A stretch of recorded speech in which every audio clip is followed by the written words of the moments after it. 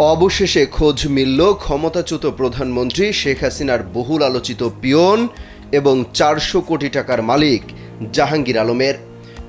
বুধবার নিউ ইয়র্কের বাংলাদেশ কনসুলেট কার্যালয়ে বেশ কিছু ডকুমেন্টের জন্য অপেক্ষমান দেখা যায়। এ সময় কখনো টুপি পরে নিজের মাথা সহ পুরো মুখ ঢাকার চেষ্টা করছিলেন তিনি, কিন্তু গোপন ক্যামেরায় ঠিকই ধরা পড়ে যান। এই বিষয়টি গণমাধ্যমে নিশ্চিত করেছেন কনসাল জেনারেল নাজমুল হুদা।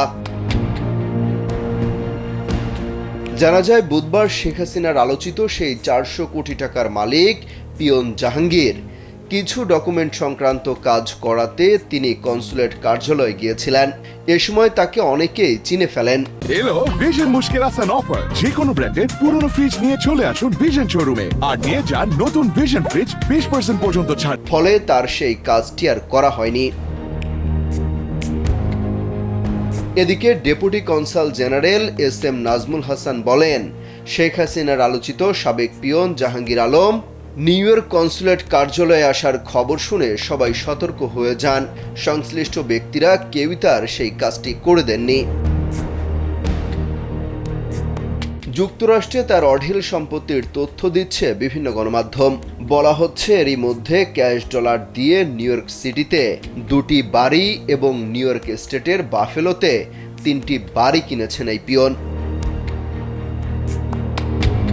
গত 14 জুলাই সাবেক প্রধানমন্ত্রী শেখ হাসিনা এক সংবাদ সম্মেলনে বলে ফেলেন, তার বাসার একজন পিয়ন ছিল, সেও নাকি 400 কোটি টাকার মালিক। হেলিকপ্টার ছাড়া নাকি চলে না। পরে তাকে ধরা হয়েছে, খোঁজ খবর নেওয়া হয়েছে। এরপর জাহাঙ্গীর আলমের এই দুর্নীতির চিত্র তুলে ধরে নানা সমালোচনা শুরু হলে তৎকালীন সরকার তার বিষয়ে অনুসন্ধান শুরু করে এবং তার ব্যাংক অ্যাকাউন্ট জব্দ করে।